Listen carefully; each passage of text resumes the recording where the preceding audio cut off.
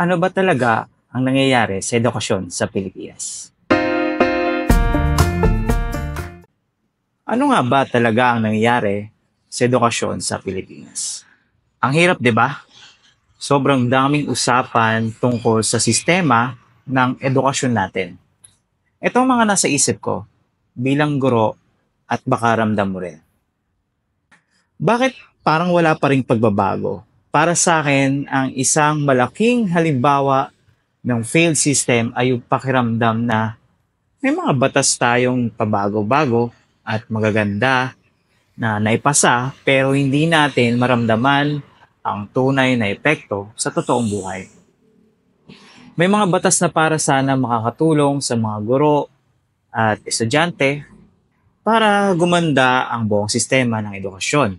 Pero bakit parang wala pa ring malaking pagbabago? Ang nakikita kong problema, hindi talaga agad at totoong nai-implement ang mga batas na yan. Isipin mo na lang yung career progression law. Di ba't may mga datos na ang ahensya para dyan? May mga profile ng bawat guro. Bakit hindi na lang yon ang gamitin natin para agad na mai-promote sila? Hindi na dapat kailangan magabol o magabol-abol at para magkandara pa sa pag-asikaso ng kung ano-anong papeles ang mga guro. Ang gusto lang naman natin, habang nagtuturo ang isang guro, panatag siya at nakakapag-focus lang siya sa pagtuturo para mas maganda niya pa ang pagtuturo niya at yung learning delivery na meron niya. Ma-improve niya pa iyon. Bakit hindi na lang natin i-promote base sa datos at profile ng guro kung karapat-dapat naman siya? Bakit napakaraming papeles ang kailangan isumite? Kung gusto nating umasenso sila sa career nila din, i-promote na lang natin nang naayon sa kanilang kakayahan. Ganon kasimple dapat.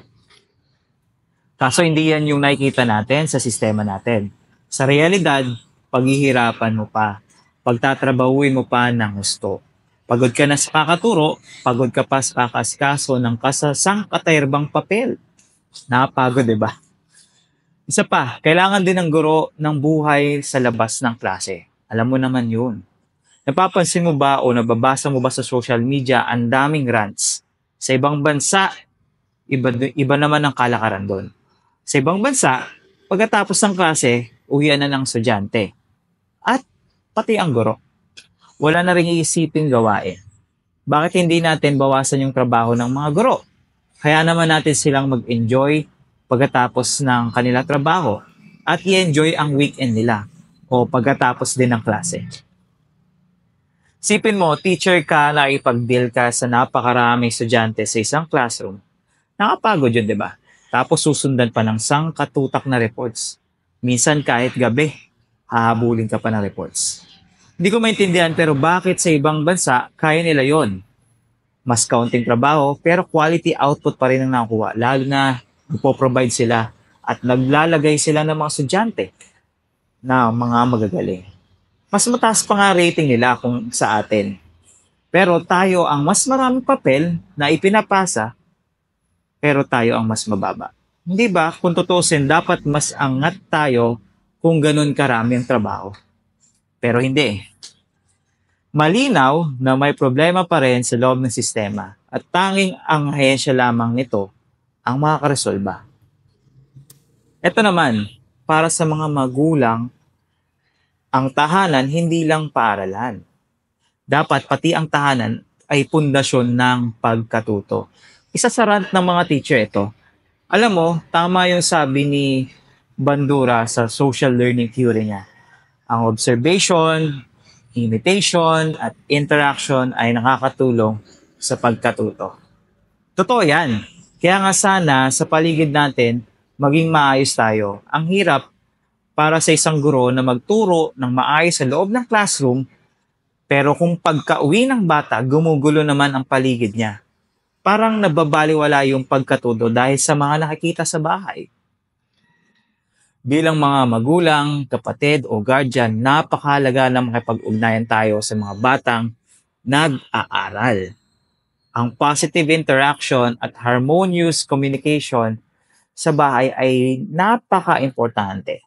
Parang plus factor yan kung tuturuan mo pa sila ng academics o subjects. Pero dapat ipakita mo rin ang sarili mo kung ano ang tama at nararapat. Sa bahay pa lang, doon pa lang dapat nag-umpisa na. Turuan na natin silang maging maayos na parte ng lipunan para pagdating sa paaralan, hindi sila ang problema ng isang guro. Kaya naman, maging mabait, maayos, at maloy sa gulo ng magulang. Huwag isisi sa guro kung bakit ganun ang mga bata kung palamura, palaaway, o magulo sila. Check mo muna ang sarili mo. Check mo rin yung bahay nyo. Baka naman may mali sa inyo na nakikita, naririnig, o ginagaya niya. Huwag puro iasa sa guro ang pagkatuto. Tumulong ka sa pagkatuto ng anak mo. Gawan mo ng paraan dahil kung paano mo siya hinubog, yan ang magiging refleksyon niya sa kanyang kinabukasan. Sa huli, marami na rin naman ang nagawa ng ating pamahalaan para sa edukasyon. Pero hindi pa rin sapat. Alam naman natin yan. Sa ngayon, kailangan nating tumulong para mahubog ang susunod nating henerasyon, ang kinabukasan ng ating bansa. Marami pa tayong pag-uusapan tungkol dito, di ba? Ano pa ba ang mga edocrants mo? Pwede natin ilagay sa comment, pag-usapan natin.